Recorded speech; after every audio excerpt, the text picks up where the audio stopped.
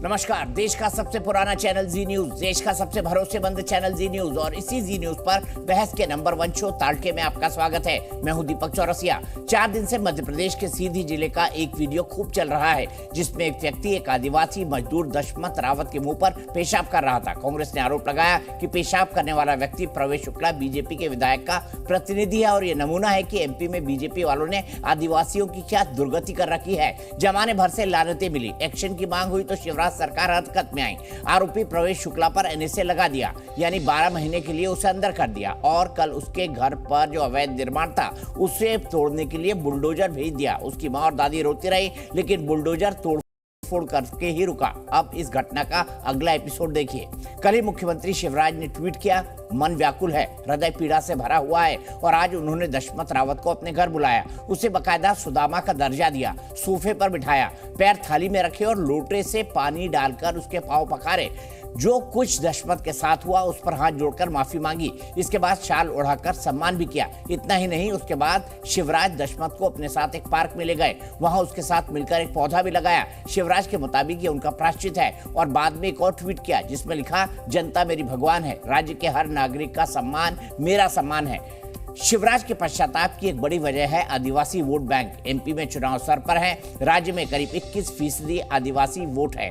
47 सीटें schedule tribe के लिए रिजर्व हैं। इसलिए मामा ने तुरंत टंटिया मामाओं पर कार्रवाई करके डैमेज कंट्रोल किया। लेकिन कांग्रेस भी शिवराज को सस्ते में नहीं छोड़ना चाहती, इसीलिए सुदामा और मोहन वाले प्रसंग को ड्रामा बताकर संताप कर रही है। शिवराज को कैमराजीवी और बीजेपी नेताओं को उद्दंड बता रही है। प्रवेश शुक्ला के घर पर बुलडोजर एक्शन भी कांग्रेस की नजर में सिर्फ ड्रामा है। कांग्रेस की पूरी कोशिश है कि दशमत के अपमान को आदिवासी याद रखे और चुनाव में इसका बदला ले। इस घटना में कई ट्विस्ट है। कांग्रेस कह रही है कि प्रवेश शुक्ला विधायक प्रतिनिधि है, जबकि बीजेपी इनकार कर रही है। कांग्रेस ने एक फैक्ट फाइंडिंग टीम भी बनाई है। बहस में जानेंगे कि सच क्या है, ये भी जानेंगे कि शिवराज का प्रायश्चित कितना सच्चा है। मुझे बहुत दुख हुआ वो घटना देख के। मैं माफी चाहता हूँ, इसलिए क्योंकि मेरी ड्यूटी है। मेरे लिए तो जनता ही भगवान जैसे, गरीब भगवान जैसे। सीधी की घटना हुई है, उसने पूरे मध्य प्रदेश को देश भर में कलंकित किया है कि आदिवासी समाज जो मध्य प्रदेश में सबसे अधिक है, उनकी क्या हालात है। जब ऐसी घटना होती है, कोई किसी पार्टी का नहीं होता, कोई किसी दल का नहीं होता, ये मानवीय जाति पर कलंक। मुख्यमंत्री नाटक नौटंकी करते हैं। मैं तो कहता हूं केवल 10% ऐसी घटनाएं सामने आती है। बहुत कोई परेशानी कर कुछ विरोध में नहीं। शिवराज सिंह जी जितनी नाटक नौटंकी कर लें, उनको मतलब कैमरा से था। ये कफन में कील साबित होगी शिवराज सिंह सरकार। उस प्रकार के कृत्य करने वाले व्यक्ति को बख्शा नहीं गया और कड़ी कार्रवाई होगी।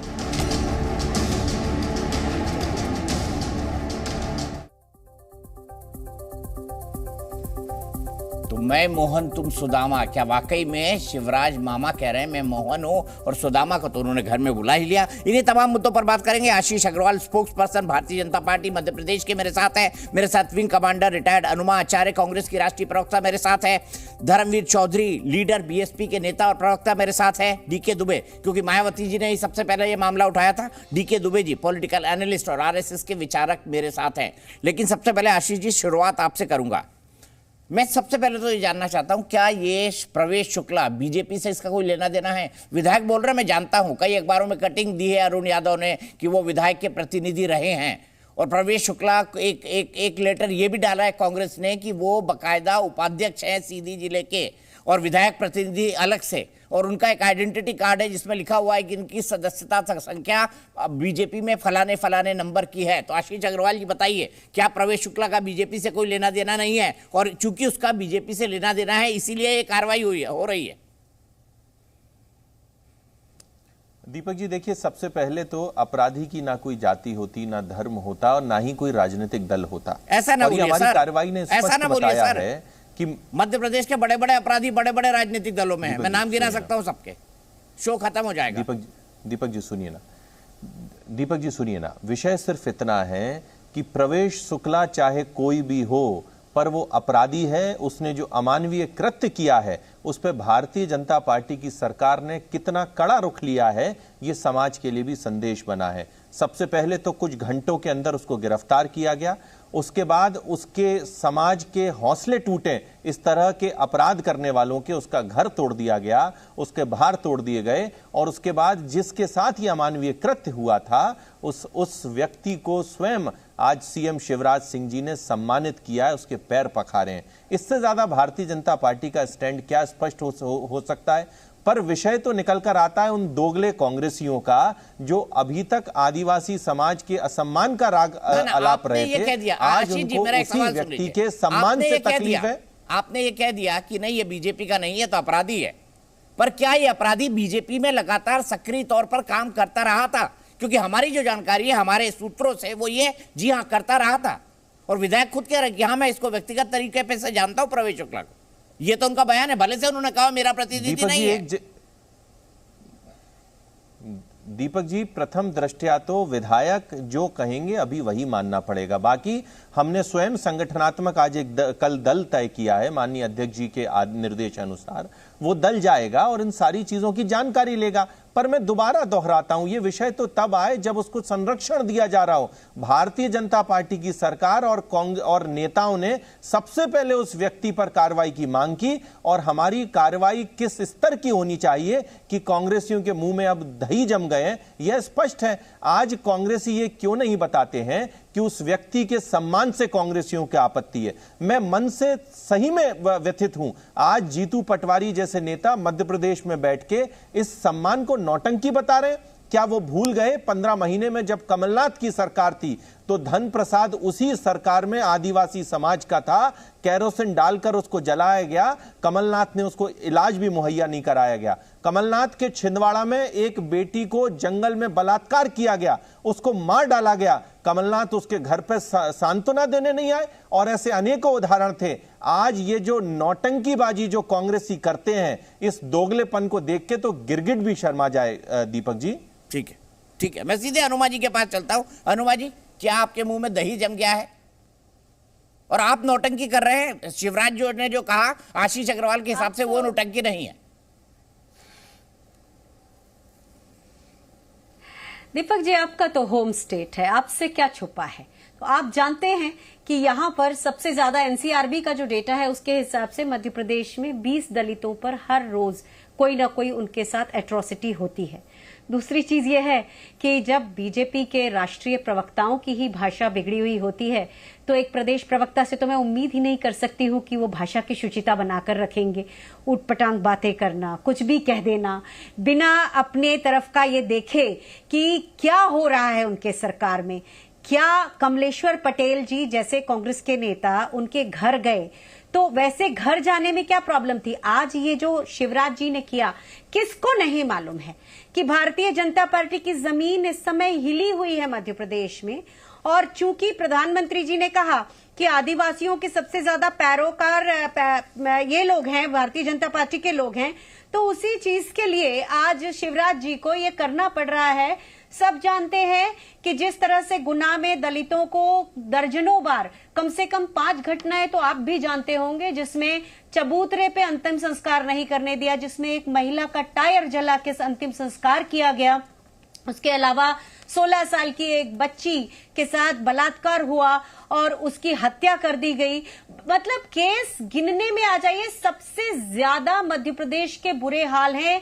चाहे वो महिलाओं की बात हो, चाहे वो दलितों का सम्मान हो। नेमावर का केस भूले नहीं होंगे आप, जिसमें एक ही पीड़िता के, एक ही परिवार की 5 सदस्यों को जमीन में गड़ा दिया गया था। और उसके बाद जब वो उसकी एक सर्वाइवर, एक बच्ची उनके साथ 200 किलोमीटर चलकर भोपाल पहुंची नेमावर से 11 दिनों का सफर तय करके, तो राज्यपाल जी ने मिलने से मना कर दिया। ये हालात हैं, पर उस समय चुनाव नहीं थे, इसलिए पैर पखारने की बात भी नहीं हुई और मिलने की बात भी नहीं हुई।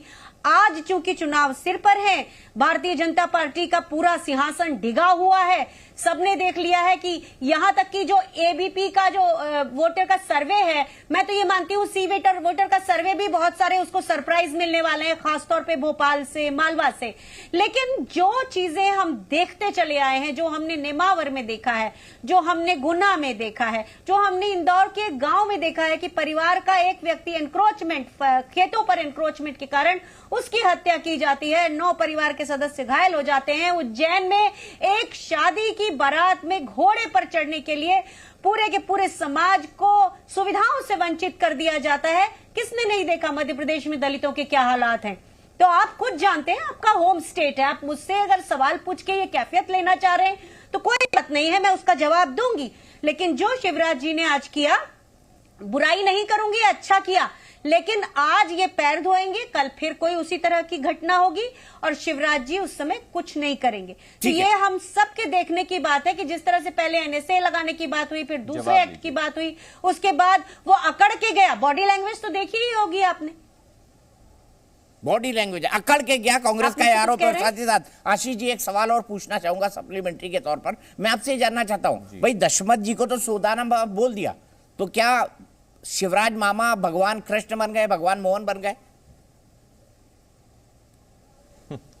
देखिए दीपक जी, जो समाज में प्रतीकात्मक संदेश होते हैं कि एक मुखिया किस तरह का व्यवहार और आचरण करता है किसी व्यक्ति के प्रति, किसी समाज के प्रति, वो प्रतीकात्मक होते हैं। उसकी जो धमक होती है वो अंतिम स्तर तक नहीं। अगर आप किसी को सुदामा कहेंगे तो इसका मतलब है आप अपने आप को कृष्ण कह रहे हैं। पांव पखारने का इंसिडेंट दुनिया भर में याद किया जाता है। आशीष जी आप भी इतने नादान नहीं है, मैं भी नहीं हूं। नहीं, देखिए बहुत स्पष्ट है, हम सनातनी हैं और पहले क्या घटित हुआ है हम उसी से प्रेरित होकर आगे बढ़ते हैं। और जिस तरह से भगवान कृष्ण हुए ना, दीपक जी सुनिए ना, शिवराज जी भगवान कृष्ण हुए। फिर दीपक जी जिस शांति से आपने कांग्रेस प्रवक्ता को बोलने दिया, मेरा आग्रह है 2 मिनट 3 मिनट में शांति से ही सुनूंगा। एक तरफा हो जाएगी। मुझे बोलिए ना, सुनिए। तो ये जो प्रतीकात्मक संदेश है, ये लोगों को प्रेरित करता है और अंतिम स्तर तक खड़ा हुआ व्यक्ति उस समाज के प्रति एक तो सम्मान का भाव रखता है और एक मुखिया कैसा व्यवहार करता है इसको अपने दिमाग में बसाता है। मैं कांग्रेसी प्रवक्ता को सुन रहा था, उन्होंने कुछ भाषा की मर्यादाओं के ज्ञान दिए। तो सबसे पहले मुझे याद दिला दूं, ये भारतीय जनता पार्टी के संस्कारित कार्यकर्ता हैं।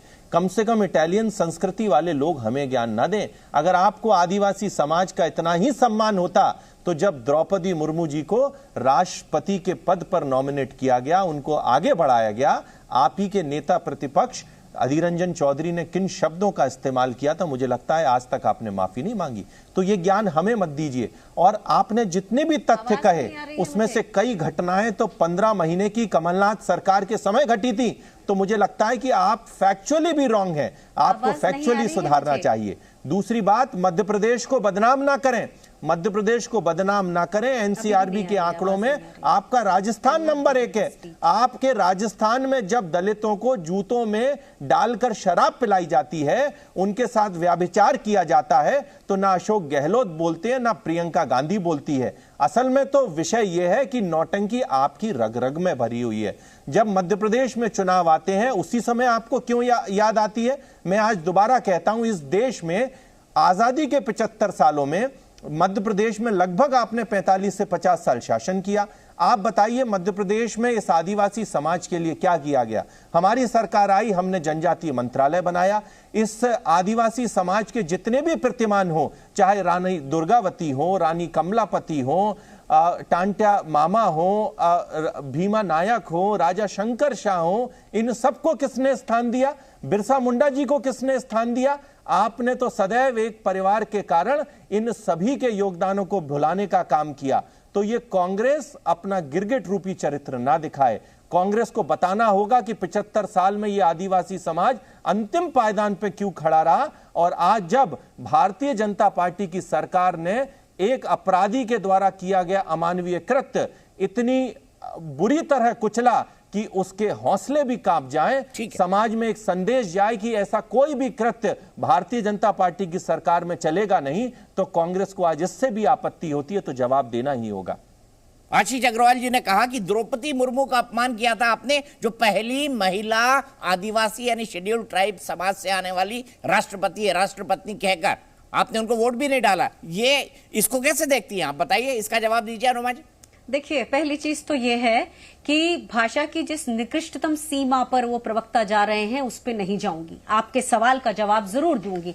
आपको मालूम है जब चुनाव होता है तो चाहे वहां पर उनका कैंडिडेट हो और बीच में ये बदतमीज और असभ्य आदमी बात करेगा तो मैं निकल जाऊंगी। दीपक जी, इस बदतमीजी की जरूरत नहीं है यहाँ पर। और अगर आपको इस तरह से प्रदेश प्रवक्ताओं को बुलाना है, दीपक जी, इस तरह से प्रदेश प्रवक्ताओं को बुलाना है तो अभी कैंसिल करिए, नहीं बात करनी है मुझे। ऐसे घटिया लोगों को यहाँ अगर आप बुलाएंगे, ये भाषा का सर्टिफिकेट कैसे दे रहे हैं? ये भाषा का सर्टिफिकेट, कंटिन्यू करिए। ये इटालियन संस्कृति भाषा का प्रयोग किया गया नहीं, मैं क्या ये इटालियन संस्कृति पे आ गई है।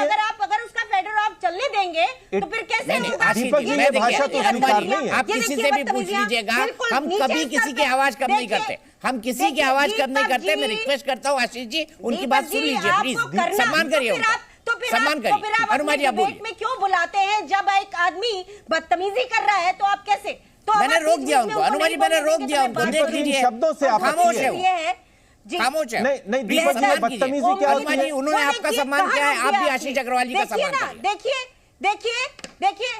देखिए मैं तो कर रही हूँ, लेकिन वो बदतमीजी क्यों कर रहे हैं बीच बीच में बात करके? मैंने क्या उनके बीच में एक बार भी बोला?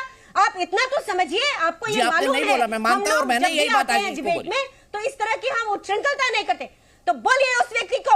अब आप मेरी बात सुनिए। आपने जो राष्ट्रपति मुर्मू की बात की कि जो हमारा, अगर वो हम राष्ट्रपति के खिलाफ हमारा कैंडिडेट खड़ा था तो ठीक है, लेकिन जब वो राष्ट्रपति बन गई उसके बाद कांग्रेस ने हमेशा उनका पूरा सम्मान किया है। और एक चीज और, प्रधानमंत्री जी ने उनको नई संसद के उद्घाटन में नहीं बुलाया था। ये अपमान भारतीय जनता पार्टी ने एक आदिवासी राष्ट्रपति का किया है, तो ये उनकी गलतियां हैं। और जहां तक आप दूसरी बात कर रहे थे कि वहां क्या अपमान हुआ, तो जो भी अपमान की बात है उसमें क्षमा मांगी गई थी और राष्ट्रपति जी के पास जाके बात हुई थी, तो उसमें क्या बात है? अब बात करें इसकी। अभी तक भी बीजेपी के प्रवक्ता के मुंह से यह नहीं निकला कि ये उनका ही व्यक्ति था, उनका ही सदस्य था, जबकि पूरी सोशल मीडिया पे उस व्यक्ति के फेसबुक का अकाउंट और हर दूसरे अकाउंट में सारा कुछ लिखा है कि वो क्या था, ये सबको मालूम है। जैसे ही उसकी चोरी पकड़ी गई, जैसे ही उसका कुकृत्य भारतीय जनता पार्टी से जुड़ा, वैसे ही इन लोगों ने उसे धता बता दी और ये कह दिया ये हमारा व्यक्ति नहीं है, और ये भी कह दिया कि वो पार्टी का कुछ नहीं होता है, वो जाति नहीं होती है, धर्म नहीं होता है। जहां तक मध्य प्रदेश में कांग्रेस के करने का सवाल है, आदिवासियों को उनकी जमीन का हक मध्य प्रदेश में कांग्रेस की सरकार ने दिया। आज बक्सवाहा के जंगल में 2 लाख पेड़ काटे जा रहे हैं, उस समय भारतीय जनता पार्टी की सरकार बैठी है। हमारे पूरे धरती पर आज पर्यावरण का संकट है और ऐसे में हमारा जो डिबेट है उन 2 लाख पेड़ों पर नहीं है। लेकिन हां, ये जरूरी मुद्दा है जिसमें हम देख रहे हैं कि आज चुनाव के कारण दलितों का सम्मान दिखाने की कोशिश की जा रही है, जो कि असल में नहीं है। और उसी कारण से भारतीय जनता पार्टी के इतने लोग हैं, जो कि आप दीपक जोशी से ले लीजिए, चाहे आप हेमंत लारिया को ले लीजिए, दीपक सारण को ले लीजिए, आप अनुभा मुंजारे को ले लीजिए, आप ये सारे लोग, बैजनाथ यादव जी, ये सारे उस पार्टी को छोड़कर आए हैं जो पार्टी न दलितों के साथ है, न महिलाओं के साथ है, और इतनी भ्रष्ट है कि हॉर्स ट्रेडिंग करती है और समझती है कि इसके कारण पूरे प्रदेश की जनता को बेवकूफ बना देंगे। जी नहीं, जनता इस बार न्याय करने वाली है। इस दलित का हिसाब और बाकी हिसाब भी भारतीय जनता पार्टी के सामने रिजल्ट के रूप में आएगा, चुनावों के परिणाम के रूप में आएगा। ठीक है, मैं सीधे चलता हूं यहां से आशीष जी के पास। आशीष जी, मेरे एक सवाल का जवाब दीजिए। राहुल गांधी ने हाल ही में कहा था कि कांग्रेस 150 सीटें जीतेगी।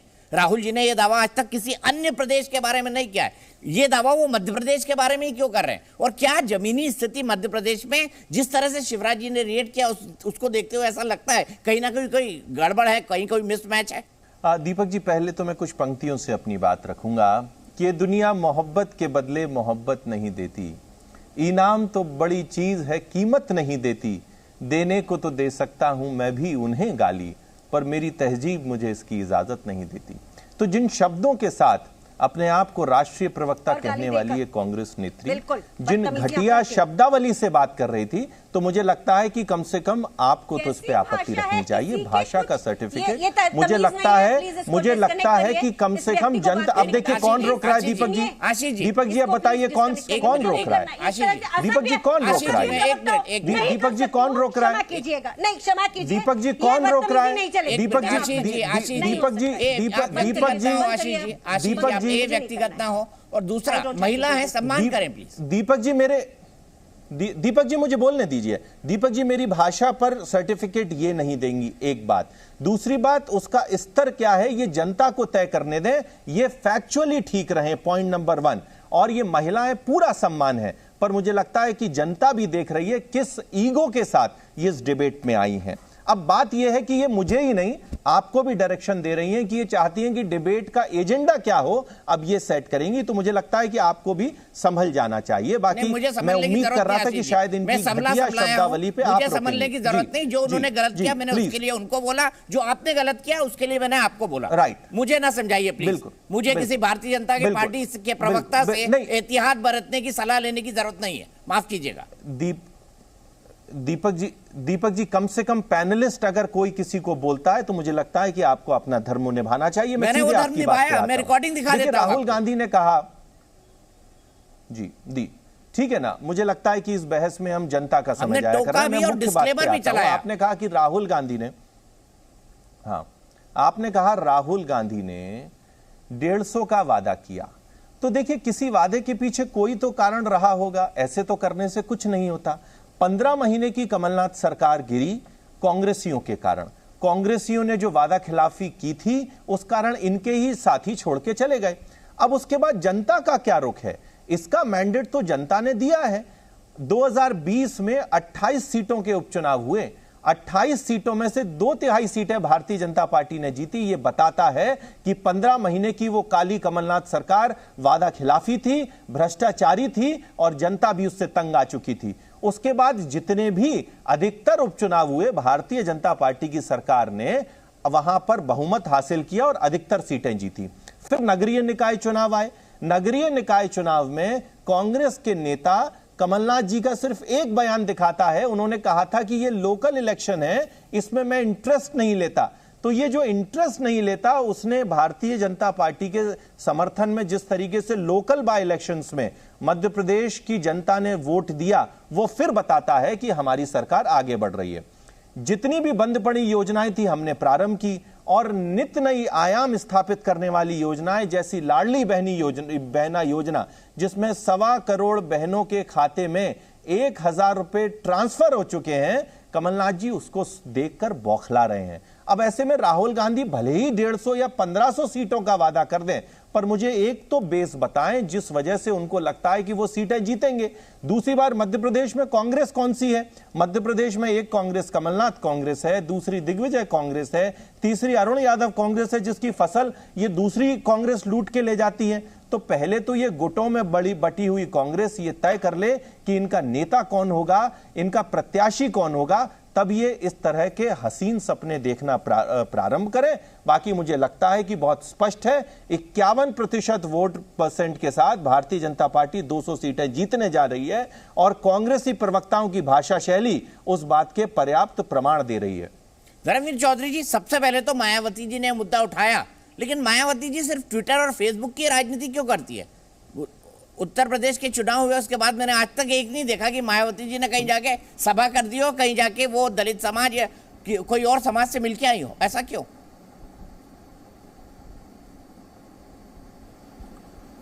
देखिए दीपक जी, अब ये तो आप इतने बड़े सीनियर पत्रकार हैं, ये खुद देख सकते हैं कि वहां पर भाई आकाश आनंद जी की और हमारे पार्टी के राज्यसभा के सांसद भाई रामजी गौतम जी लगातार जो है वो मध्य प्रदेश में जनसभाएं कर रहे हैं, और चुनाव बहुजन समाज पार्टी पूरी तैयारी के साथ लड़ेगी। और मैं तो आज बहुजन समाज पार्टी की नेता आदरणीय बहन कुमारी मायावती जी को साधुवाद दूंगा, धन्यवाद दूंगा कि उन्होंने उस मुद्दे को अपने ट्वीट के माध्यम से उठाया, जो कोई सरकार, कोई नेता, चाहे वो कांग्रेस के थे चाहे वो बीजेपी के थे, इस मुद्दे पर बोलने के लिए तैयार नहीं थे। आदरणीय बहन कुमारी मायावती जी ने अपने ट्वीट के माध्यम से जब इस इतने निंदनीय, जो इतना घटिया किस्म का दुस्साहस बीजेपी के कार्यकर्ताओं, बीजेपी के नेताओं के द्वारा हुआ, और उसमें पूरे देश को शर्मसार कर दिया कि आज ये देश लोकतंत्र 70 सालों में कितना मजबूत हुआ है, तो ये पूरे देश ने देखा, विदेशों में भी लोगों ने देखा कि कैसे जो है बीजेपी की मानसिकता वही पुरानी जो है सोच के कारण, जो मानववादी और जो सामंतवादी और पूंजीवादी सोच के जो पोषक रहे हैं बीजेपी के लोग, उन्होंने कैसे एक दलित समाज के हक अधिकारों को, उसकी इज्जत को तार तार करने का काम किया। लेकिन जब तक बहुजन समाज पार्टी है, ऐसे किसी भी अत्याचार पर वो डटकर और अड़कर खड़ी रहेगी। और जब जब इन दलितों पर, शोषितों पर, वंचितों पर, माइनॉरिटीज के लोगों पर अत्याचार होंगे, चाहे वो हमारे आदि समाज के भाई हों और चाहे वो किसी भी समाज के भाई हों, उन पर बहुजन समाज पार्टी की नेता हमेशा जो है उनके पक्ष में खड़ी नजर आएंगी। चाहे वो अपने ट्वीट के माध्यम से खड़ी आए, चाहे बहुजन समाज पार्टी के जो नेतृत्व के लोग हैं वो वहां पहुंच करके अपनी जो है उनका समर्थन करें। दीपक जी, आज जो कृत्य शिवराज सिंह चौहान जी ने किया है और आपने उनको अपने उद्बोधन में मोहन करार दिया और उस आदिवासी समाज के भाई को सुदामा कहा, तो मुझे ऐसा ध्यान है कि भगवान कृष्ण और सुदामा के बीच में जो प्रकरण हुआ था, उसके बाद में जब सुदामा अपने घर गए थे तो वहां पर उनको एक महल भी बना हुआ मिला था। तो क्या ये जो मामा शिवराज सिंह चौहान हैं, इन्होंने उस परिवार के देखरेख के लिए, उस परिवार के भरण पोषण के लिए क्या उस परिवार के बेटे को कोई सरकारी नौकरी दी? क्या उनके घर को बनवाने का काम किया? या ये खाली कोरी ड्रामाबाजी करके राजनीतिक लाभ लेना चाहते हैं? ये पैर धोने का काम तो प्रधानमंत्री जी भी करते हैं, लेकिन ये दलित समाज को ठगने का काम करते हैं। और जिस स्तर की डिबेट में आपके चैनल के माध्यम से बीजेपी और कांग्रेस के प्रवक्ताओं की देख रहा था, तो ये कांग्रेस नागनाथ है, तो ये बीजेपी सांपनाथ है, ये मान्यवर साहब काशीराम जी बता गए थे। लेकिन ये दुर्भाग्य इस देश का कि ये बारी बारी से जो है सत्ता का हस्तांतरण करते हैं और इन दलितों के, शोषितों के, वंचितों के जमीन को, पेड़ को, उनकी इज्जत को तार तार करने का काम करते हैं। और उनको इस 70 साल के लोकतंत्र के महापर्व में, जिसमें अमृत काल मनाया जा रहा है, उसमें ये ऐसे प्रकरण भी जनता को देखने को मिलते हैं। और एक आदिवासी समाज का बेटा, एक दलित समाज का बेटा जो अपने आप को पूरा समाज अपमानित समझता है, ये कांग्रेस के शासित राज्यों में और बीजेपी के शासित राज्यों में ही होता है। चाहे वो एनसीआरबी के आंकड़े मध्य प्रदेश को दर्शा रहे हों और चाहे वो एनसीआरबी के आंकड़े जो है राजस्थान को दर्शा रहे हों, ये दोनों कांग्रेस की सरकारें और बीजेपी सरकारें, क्या ये दलितों पर, आदिवासियों पर, शोषितों पर, वंचितों पर क्या ये कोई प्रतियोगिता करना चाहती हैं? इनके ऊपर अत्याचार करके कि कहीं पर जो है मूंछ रखने पर जो है वो दलित को प्रताड़ित किया जाएगा, कहीं घोड़े पर नहीं बैठने दिया जाएगा, कहीं कुएं का पानी नहीं भरने दिया जाएगा, कहीं उसके ऊपर पेशाब किया जाएगा। और फिर ये जो है जो सत्ता के जो लोभी लोग हैं वो उसको प्रचारित करके ड्रामा करेंगे। तो ये दीपक जी एक कोरी नाटकबाजी है और ये राजनीतिक कोरी नाटकबाजी से काम चलने वाला नहीं है। ठीक है, आशीष जी मैं आऊंगा। ये जो आरएसएस के डीके दुबे जी, धर्मवीर जी ब्रेक भी लगाया करिए। केदारनाथ, धर्मवीर जी जब आप बोलना शुरू करते हैं ना, उसके बाद कहीं ब्रेक लगाया करिए। धर्मवीर जी, आप आउट ऑफ कंट्रोल गाड़ी चलाने के आदी है। दीपक जी, गाड़ी वही चलती है जिसमें ब्रेक लग पाता है। मुझे जरा 10 सेकंड और दीजिए। ले लीजिए, 20 सेकंड ले लीजिए। मालिक 3 मिनट से बोल रहे हैं। खत्म करता हूं। मैं ये बताना चाहता हूं कि इसी सीधी जिले में यही जो प्रवेश शुक्ला नाम का व्यक्ति है, इसने जो है अपने साथियों के साथ मिलकर के, पुलिस ने बर्बरता पूर्वक वहां पर कुछ पत्रकारों को और कुछ रंगकर्मियों को 1.5 साल पहले थाने के अंदर नग्न अवस्था में पीटा था। यह बहुत बड़ा व्यभिचारी है, अपराधी है, शराब का माफिया है और यह सरकार की नाक के नीचे पल फूल रहा है और ये ऐसे दुस्साहस करता है। और इसमें जो है एक आदमी इन्वॉल्व नहीं है, इसमें जो ये केदारनाथ शुक्ला नाम का जो विधायक है ये भी इन्वॉल्व है। और इतना ही नहीं, मैं ये बताना चाहूंगा दीपक जी, जो देवास जिला है खातेगांव विधानसभा का, नेमावर गांव, ये शिवराज सिंह चौहान ये कह रहे थे कि हम अपराधियों को 10 फुट गड्ढे में गाड़ देंगे, लेकिन नैबाबर गांव में जो बलात्कार हुआ 4 आदिवासी महिलाओं के साथ में, उसमें ये आदिवासी महिला तो 10 फुट गड्ढे में गाड़ दी गई, लेकिन जो वो अपराधी किस्म के लोग थे वो 1 फुट गड्ढे में भी गाड़े गए, और आज लीपापोती करके उनको फांसी की सजा होनी चाहिए। ठीक है, ठीक है। अब धर्मवीर जी, अब तो ब्रेक लगा दीजिए, 1 मिनट और ले लिया आपने। ये चुनावी वर्ष है धर्मवीर जी, अब तो ब्रेक लगा दीजिए, 1 मिनट और ले लिया आपने। ये बहुजन समाज पार्टी को मजबूत करेंगे और बहुजन समाज पार्टी इन दोनों पार्टियों को सत्ता से बेदखल। अच्छा, मेरी एक सलाह है बहुजन समाज पार्टी को, धर्मवीर जी, जो समाज के साथ हो रहा है, धर्मवीर जी सुनिए, इस चुनाव में जरूर लेंगे। मेरी एक सलाह है आपको, आपकी पार्टी को। वैसे सलाह देने का मेरा कोई हक नहीं, मैं देश का एक नागरिक हूं, इसलिए सलाह देता हूं। बहन जी को बोला करिए थोड़ा घर से बाहर भी निकल जाएं, तो मालूम पड़े उनको राजनीति में हो क्या रहा है। ये ट्वीट और सोशल मीडिया की राजनीति मालिक अब नहीं चलती। डीके दुबे जी, मैं आपके पास आना चाहता हूँ, बहुत ही गंभीर सवाल के साथ आना चाहता हूँ। गंभीर सवाल ये है कि आरएसएस ने आदिवासी वनवासी परिषद के तौर पर सबसे ज्यादा काम किया है मध्य प्रदेश के आदिवासी क्षेत्रों में। अब रुक जाइए धर्मवीर जी, दलित समाज के लोगों को तो आपको समझ में आएगा कि ठीक है। दुबे साहब, वनवासी कल्याण आश्रम के तौर पर आरएसएस ने सबसे ज्यादा काम किया आदिवासियों के बीच में। अब जो हुआ, प्रवेश शुक्ला ने जो किया, अब कितना बीजेपी का है कितना नहीं, उस पर जो दावे हैं और प्रति दावे हैं आपने दोनों देख लिए, लेकिन क्या ये हो जाने के बाद बुला लेना, डैमेज कंट्रोल कर लेना, घर में पांव धो लेना, इससे क्या माहौल बन जाएगा? आप बताइए डीके दुबे, जब राज्य चुनाव में जाने वाला है। देखिए, माहौल की तो राजनीतिक लोग ज्यादा अच्छी बात करेंगे, वो अपने अपने पक्ष की बात करेंगे। एक चीज समझ लीजिए कि समाज में अगर कोई दुष्कृति है तो उसकी रेमेडी क्या है। उसकी रेमेडी एक तो कानूनी है कि न्यायालय में जाकर और पुलिस उस पर मुकदमा लगाएगी, न्यायालय में जाकर उसको जो भी उसका हश्र होना है वो होना है। दूसरी बात ये आती है कि उस व्यक्ति का क्या, जिस व्यक्ति का अपमान हुआ है, तो उस व्यक्ति के अपमान को पुनर्जीवित करने के लिए कानून में एक टर्म इस्तेमाल होता है, वो कहते हैं अपकृत्य, यानी कि टॉट। जो उसके साथ गलत हो गया है उसको कैसे मैक्सिमम डैमेज कंट्रोल किया जाए।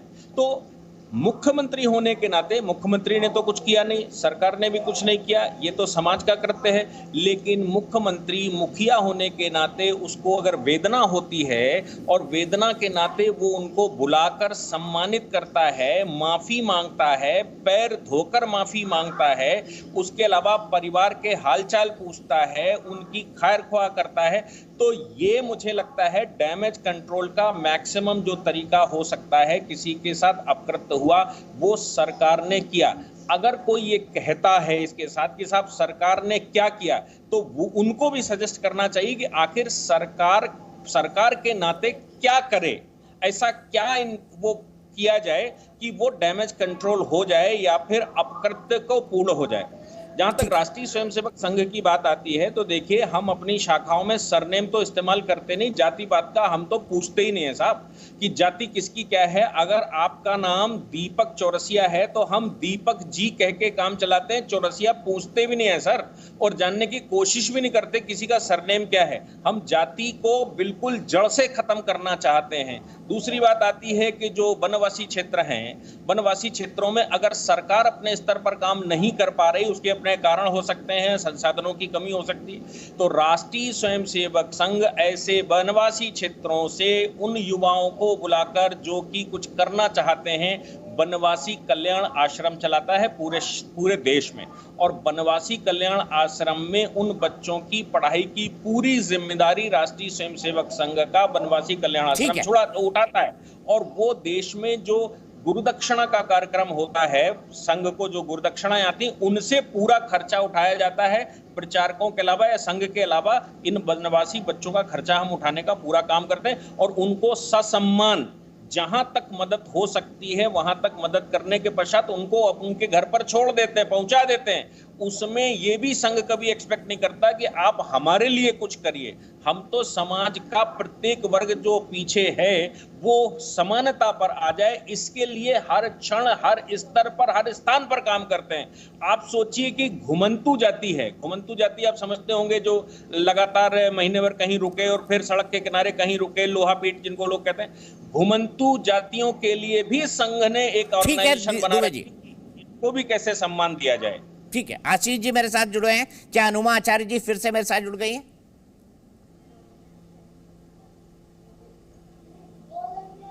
मैं पैनल से एक बार जानना चाहता हूं, क्या अनुमा जी जुड़ गई है मेरे साथ या मैं आशीष जी के साथ? ठीक है, आशीष जी, आप धर्मवीर जी आपसे बात हो गई, डीके जी आपसे बात हो गई, अब आशीष अग्रवाल और अनुमा जी मेरे साथ हैं। आप दोनों मेरे साथ बने रहिए, जरूरत पड़ी तो मैं आपसे भी सवाल लूंगा, लेकिन आशीष जी आप भी कृपया सम्मान बनाए रखें। नेशनल स्पोक्स पर्सन है आशीष जी, इस बात को ध्यान रखिए। और विंग कमांडर अनुमा आचार्य जी, आप बहुत सीनियर हैं, आप विंग कमांडर रही हैं, बहुत सम्मान है आपका। मैं आप दोनों से निवेदन करता हूं एक एंकर के तौर पे कि दोनों अपनी अपनी बातें रखें, अपनी अपनी बातों को अपने अपने ढंग से रखें। अनुमा का फोन डिस्कनेक्टेड है। आशीष जी आप अपनी बात कहिए। धर्मवीर चौधरी ने कई आरोप लगाए, उनका कहना है कि आदमी पहले भी इस तरह की हरकतें करता रहा है। नोन फैक्ट है कि ये भारतीय जनता पार्टी का वहां लोकल कार्यकर्ता है। विधायक ने खुद ने माना है कि हाँ मैं शुक्ला नाम की जानता हूं, खुद वो भी शुक्ला जी हैं। और आपको पता है सीधी रीवा सतना ये जिले हैं, वहां पर ब्राह्मणों का कितना प्रभाव है, वही जीतते हैं या बीएसपी जीतती है, ये भी आपको पता है। तो आप कैसे देखते हैं इस पूरे आरोपों को, क्योंकि अब तो कांग्रेस इसको छोड़ेगी नहीं, बड़ा मुद्दा बनाएगी। आशीष जी आप भी इस बात को जानते हैं। दीपक जी देखिए, कहते हैं कि action speaks louder than words. तो भारतीय जनता पार्टी क्या सोचती है विषय ये नहीं है, पर भारतीय जनता पार्टी की नीत सरकार ने इस तरह के कुकृत्य पर, अमानवीय घटना पर क्या कार्रवाई की है ये सबके समक्ष है। एक सुर में हमारे हर नेता और कार्यकर्ता ने इसकी भर्त्सना की। उसको घंटों के अंदर पुलिस के सलाखों के भीतर पहुंचा दिया गया, उसके घर को तोड़ दिया गया ताकि सिर्फ उसको सलाखों के अंदर नहीं, इस तरह के अपराधों के हौसले भी तोड़े जाएं। और फिर डैमेज कंट्रोल जो शब्द आपने इस्तेमाल किया, उसके तहत उस व्यक्ति को स्वयं मुख्यमंत्री जी ने सम्मानित किया, उसके पैर पखारे। तो मुझे लगता है कि हम क्या सोचते हैं ये हमारे कार्य व्यवहार से समझ में आता है। पर कार्य व्यवहार तो उनका भी समझना चाहिए दीपक जी, जिन्होंने इस विषय पे ट्वीट किया और आज जो अपनी पीठ ठोक रहे हैं। तो एक विषय और मैं इनके सामने लाता हूं जो कल हमने उठाया भी था। शिवपुरी में भी कुछ इस तरह की घटना हुई। कुछ दलित समाज के युवकों को मुस्लिम समाज के, अल्पसंख्यक समाज के युवकों ने मारा, पीटा, बल्कि उनके मुंह में मल तक ठूंसने की एक गंदी हरकत की। पर क्या मायावती जी ने उसका संज्ञान लिया? क्या कांग्रेस ने, राहुल गांधी ने, प्रियंका गांधी ने, कमलनाथ ने उसका संज्ञान लिया? क्या ये जानबूझकर इस तरह की घटनाओं पर आंखें बंद करते हैं क्योंकि इस तरह के अपराधियों का रंग कुछ और होता है? तो ये भी इस देश की जनता ने देखा है। ये जो बसपा के जो प्रवक्ता बोल रहे थे, मुझे लगता है कि बहन मायावती जी को इनको जरूर जानकारी में डालना चाहिए कि इस पे इनका क्या रुख है। बाकी बसपा क्या है वो तो मध्य प्रदेश और इस देश की जनता के सामने उजागर हो ही गया है, पर्दाफाश हो ही गया है। जिनने बाबा साहब को हराया, जिन्होंने बाबा साहब के अत्याचार किया, इन्होंने तो उनके साथ भी गठबंधन कर लिया था। तो बसपा ने दलित समाज के साथ अत्याचार किया है, उनका शोषण किया है और आज इसके चलते समाज ने ही इनको त्याग दिया है। ये जो दोहरा रवैया है वो कांग्रेस हो या बसपा, इन दोनों का इस देश और मध्य प्रदेश की जनता के सामने उजागर है। ठीक है, अनुमा जी आपने हल्ला मचाया या आवाज उठाई, माफ कीजिएगा, हल्ला मचाया शब्द का इस्तेमाल किया, आवाज उठाई इस सीधी के मसले पर। मैं आपसे जानना चाहता हूं, शिवपुरी का मसला भी आशीष अग्रवाल जी बता रहे हैं, क्या उस पर कांग्रेस पार्टी ने कोई अधिकृत स्टैंड लिया है? मैं चाहती हूं कि जो वो मसला बता रहे हैं उसकी पेपर कटिंग या कोई चीज आप मुझे दिखाएं, क्योंकि मैंने उसे ढूंढने की कोशिश की, मुझे नहीं मिली। अगर आप मुझे दिखाएंगे तो डेफिनेटली एक चीज ध्यान रखिए कि ना केवल चर्चा का डिस्कोर्स नीचे गिरता गया है, दूसरी तरफ इस तरह के एक्शंस का डिस्कोर्स भी बढ़ता गया है। और इस सब के पीछे देश में बढ़ते हुए जातिवाद को और नफरतों को ही हमें इसके पीछे देखते हैं हम, क्योंकि आपने देखा होगा जहां जहां पर भी दो धर्मों के बीच में, आज मणिपुर की बात हम देख रहे हैं, मणिपुर में कुकी और मैती समुदाय में जो हो रहा है, जो बाकी जगहों में हिंदू और मुस्लिम में हो रहा है, कहीं वो क्रिश्चियंस के अगेंस्ट भी हो रहा है। तो ये जो बढ़ती नफरतें हैं इनकी बात कर रही हूं। और आपसे मैं चाह रही हूं कि आप जो इस न्यूज की बात कर रहे हैं, जो विष्णुदत्त शर्मा बोल रहे हैं और जिसके बारे में मुझे नहीं मिला कुछ इंटरनेट पे, आप मुझे दिखाइए। अगर ये फिर भी, एक तो देखने की बात हुई, दूसरी किसी ने भी किया है, आप समझते हैं कि खून से खून धुल सकता है? क्या कोई समझता है कि खून से खून धोया जा सकता है? एक गलत बात भारतीय जनता पार्टी के सरकार के रहते हुए उसके एक सदस्य ने की, लोगों ने पल्ला झाड़ लिया। आज जो भी कुछ किया शिवराज जी ने, वो डैमेज कंट्रोल की बात की, अब आप उनको कृष्ण जी कहने लगे। हमारे इतना ज्यादा तो हमारे धर्मों का अपमान नहीं हो सकता, हमारे ग्रंथों का अपमान नहीं हो सकता कि एक व्यक्ति, एक हाड़ मांस का मुख्यमंत्री जो 225 घोटालों के लिए बदनाम है, 220 महीने में उसका ये काम है, उसका व्यापम घोटाला, डंपर घोटाला जिसमें उसका खुद का नाम आता है, जिसमें उसके परिवार के लोग आते हैं। भारतीय जनता पार्टी का परिवारवाद मध्य प्रदेश में बढ़ चढ़ के बोलता है। ऐसे समय में अगर आप ये सवाल कांग्रेस पर दागेंगे तो मैं आपको यकीन दिलाती हूं कि मध्य प्रदेश की जनता आपको और भी ज्यादा सरप्राइज देने वाली है, क्योंकि जनता को अब काम चाहिए, जनता को बेरोजगारी से रोजगार चाहिए, जनता को और खासतौर पे युवाओं को रोजगार के अवसर चाहिए, उन्हें नशे से मुक्ति चाहिए। और भारतीय जनता पार्टी जो लगातार 18 सालों में 20,000 घोषणाएं करके 2-3 महीने के बाद हर घोषणा को गंवा देती है, किधर चली जाती है घोषणा पता नहीं रहता है, ऐसी भारतीय जनता पार्टी को पूरे मध्य प्रदेश की जनता खारिज करने वाली है। चाहे भाषा की शुचिता बना के रखें ना रखें, बदतमीजियां करें ना, आप किसी का एक्सपीरियंस देखें ना, आप सेना का बैकग्राउंड देखें। अगर आप इसी बदतमीजियों पर आना चाहते हैं तो करिए बदतमीजियां। इस देश की जनता भी और प्रदेश की जनता भी देखेगी कि आप कैसे एक महिला से, एक पूर्व सैनिक से, एक साथ की कलीग प्रवक्ता से बात करते हैं। इसकी तमीज जनता सिखाएगी। अगर चैनल पे इसका कोई अगर सुनवाई नहीं होती है तो डेफिनेटली जनता सिखाएगी। कुल मिला के बात यह है कि आज जो शिवराज जी दिखाने के लिए कर रहे हैं उसको जनता संज्ञान नहीं लेने वाली है। जनता को मालूम है जिस तरह का भारतीय जनता पार्टी का शासन रहा है, जिसमें नशा भी बढ़ा है, जिसमें बेरोजगारी भी बढ़ी है और जिसमें महिलाओं के ऊपर अत्याचार सबसे ज्यादा बढ़े हैं, इसका जवाब जनता ही देगी। नवंबर की बात है, अभी देख लेते हैं। आशीष जी आपका जवाब। और मैं ये भी जानना चाहता हूं आपसे, आपने कहा भारतीय जनता पार्टी के 20 साल के मुख्य, मेरे ख्याल से 17-18 साल तो हो ही गए, 20 साल हो गए भारतीय जनता पार्टी की सरकार को, अगर मैं गलत नहीं हूं। अगर 11-12 महीने कमलनाथ के निकाल दिए जाएं तो क्या आप वाकई में मध्य प्रदेश को वहां पहुंचा पाए जहां के वादे आप लोगों ने किए थे? बड़ा मेरा ऑनेस्ट सवाल है, और ये सवाल एक मध्य प्रदेश में रहने वाले के तौर पर भी। एक मिनट अनुमा जी को जोड़ना चाहते हैं, जोड़ लीजिए, फिर उसके बाद आता हूं। मैं आपसे चाह रही हूं कि वो दीपक जी अब इनके मिनट बाद में लीजिएगा ना, रुकिएगा, बहुत सारे प्रश्न हो जाएंगे। मैं आपसे ये पूछना चाहती हूँ, इसके पहले कि वो बोलना शुरू करें, मैं एक बात कहना चाहती हूँ कि क्या आपको न्यूज मिली, शिवपुरी की न्यूज मिली? मुझे दिखाइए, मैं देखना चाहती हूँ। मैं भिजवा देता हूँ अभी, प्लीज। वो नरोत्तम मिश्रा जी का जो ट्वीट है वो प्लीज अनुमा जी को भेज दिया जाए, प्लीज। मैं गेस्ट कोऑर्डिनेशन से रिक्वेस्ट कर रहा हूँ, मैं अभी भिजवा देता हूँ। आशीष अग्रवाल जी, नहीं मिश्रा जी का ट्वीट नहीं, किसी का लिंक भेजा जाए, कोई लिंक भेज दीजिए भाई, खबर का लिंक भेज दीजिए। मुझे ऐसा लग रहा है कि दीपक जी ये डिबेट जिस तरह से डोमिनेट करने की कोशिश की जा रही है तो मुझे तो बहुत ठीक नहीं लग रहा, बाकी जनता तय करेगी। देखिए मुझे लगता है कि प्रवक्ता अगर कोई अपने आप को राष्ट्रीय कहता है तो ये इग्नोरेंस कैसे हो सकता है कि जिस प्रदेश और जिस घटना पर जा रहे हैं उससे जुड़ी हुई घटनाओं की जानकारी नहीं है। मैं एक छोटा सा मैंने गूगल किया और ये मेरे मोबाइल पर खुलकर आया है, और मैं इन माननीय प्रवक्ता जी को ये बताना चाहता हूं कि इन सभी दलित युवकों पर कुकृत्य करने वाले अल्पसंख्यक समाज के लोगों पर भी कार्रवाई हो चुकी है, और आज दोपहर में उनके भी घर तोड़ दिए गए हैं ताकि इस तरह का दुस्साहस ना किया जाए। ये भारतीय जनता पार्टी की अमन चैन पसंद सरकार है। अब ये क्यों रोक रही है मुझे? चुप रहिए ना। अब इसको मैं टोटल इग्नोरेंस कहूं, सिलेक्टिव इग्नोरेंस कहूं, या पल में तोला पल में माशा कहूं, मुझे लगता है कि अब जनता तय करेगी। बाकी इन्होंने जो कहा कि 220 महीने में कितने घोटाले, तो कम से कम जिनके सारे के सारे नेता जमानत पर रिहा हों वो तो हमें ये ज्ञान ना दें। बाकी ये लोकतंत्र है, बाबा साहब का संविधान है, इसमें ये सारे सर्टिफिकेट मध्य प्रदेश की जनता और देश की जनता देती है। आज 400 से 40 का सफर आपका हो या मध्य प्रदेश में आपका इतने समय बाद भी बहुमत ना मिल पाना हो, मुझे लगता है कि इस बात का पर्याप्त सर्टिफिकेट आपका देता है। बाकी ये महोदया जब भी बोलती हैं सेल्फ गोल करती हैं। इन्होंने कहा कि इनको नशे से मुक्ति चाहिए, तो पंजाब को तो उड़ता हुआ पंजाब आप ही की सरकार ने बनाया था महोदया, तब ना तो आप बोली ना आपके नेता।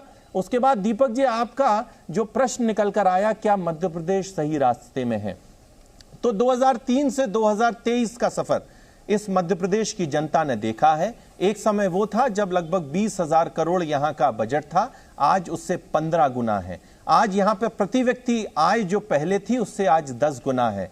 और मध्य प्रदेश ने जिस तरह से कृषि के क्षेत्र में बेहतर काम किया है, जिस तरह से मध्य प्रदेश ने लॉ एंड ऑर्डर में काम किया है, मध्य प्रदेश की जनता ने इस आशीर्वाद को देकर हमें प्रमाणित किया है कि हम सही दिशा में चल रहे हैं। मैं दोबारा याद दिलाता हूं, ये 15 महीने की कमलनाथ सरकार जब गिरी, उस गिरने के बाद जितने भी उपचुनाव हुए हैं वो भारतीय जनता पार्टी की सरकार ने बहुमत से जीते हैं। इसके बाद भी अगर ये कांग्रेसी इस तरह के शेख चिल्ली के हसीन सपने देख रहे हो तो ये तो इनको मुबारक है। बाकी तो जनता फिर इस बार के मुख्य चुनावों में तय करेगी कि उसका रुख क्या है। हमें पूरा विश्वास है, हमें जो आशीर्वाद मिलेगा लाडली बहना जैसी जनहितैषी योजनाओं का मिलेगा, और जो मध्य प्रदेश की दशा और दिशा बदलने का काम हमारी सरकार ने किया है, जनता का आशीर्वाद हमें ही प्राप्त होगा। अनुमा जी, छोटा जवाब आपका और फिर उसके बाद आशीष, आप ही का जवाब। आशीष ने शुरुआत करी। दीपक जी, मेरा जवाब छोटा तो नहीं होगा, और खास तौर पे इसलिए नहीं होगा छोटा कि मैं आपके डिबेट में पहली बार शायद ये देख रही हूं कि एक व्यक्तिगत डिबेट हो रहा है, एक व्यक्ति के ऊपर लगातार आक्षेप उंगली उठा उठाकर डिबेट हो रहा है। तो मैं समझती हूँ आपका जो स्तर रहा है आप उससे नीचे नहीं जाएंगे। दूसरी चीज ये एक सेल्फ गोल हमने यहाँ पे फिर वही दीपक जी, ये बदतमीजी क्या कर दिया है दीपक जी? ये देखिए इस व्यक्ति की बदतमीजियां देखिए, इस व्यक्ति की बदतमीजियां मैंने पूरे समय नहीं बोला।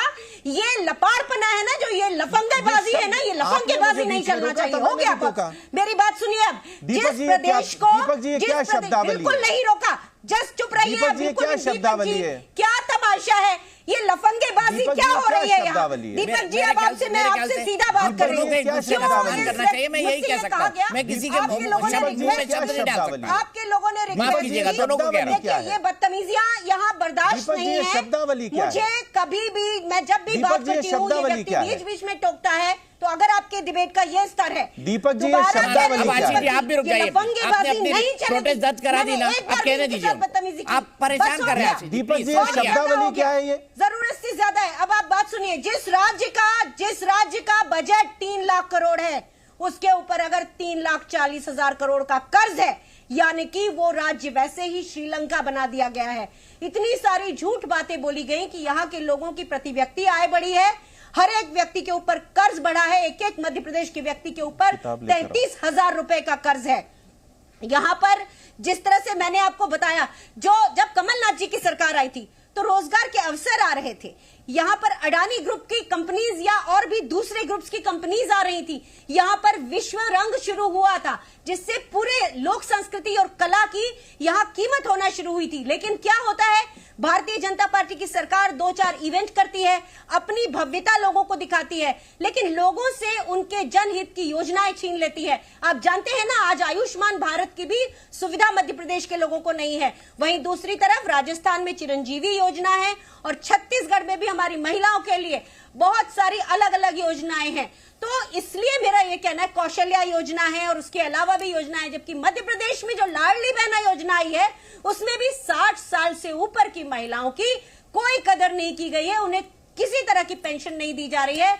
और अगर वो महिला कुंवारी है, मान लिया उसकी दहेज के कारण शादी नहीं हुई या किसी तरह की अपंगता के कारण उसकी शादी नहीं हुई, तो उसके लिए भी कोई प्रोविजन नहीं है। तो इस तरह से चुनावी साल में अगर कोई मुख्यमंत्री लगातार एक के बाद एक घोषणाएं करके ये सोचता है कि जनता को बार बार बेवकूफ बनाया जा सकता है, तो काठ की हांडी नहीं चढ़ने वाली है, ना अभी रहेगी ना इसके बाद चढ़ेगी। और एक चीज इसके पहले कि मैं खत्म करूं, आपसे ये पर्सनल रिक्वेस्ट करती हूं कि कृपया डिबेट का ये स्तर रहे दे कि पार्टी के ऊपर बात हो, व्यक्तिगत इसके और उसके ऊपर उंगली नहीं उठाई जाए। और इस तरह की अगर बात होती है, आपने एक चीज आपने भी देखी होगी कि लगातार बीजेपी के प्रवक्ता को अगर टाइम निकाल के देखेंगे तो कितना गुना ज्यादा समय मिला है।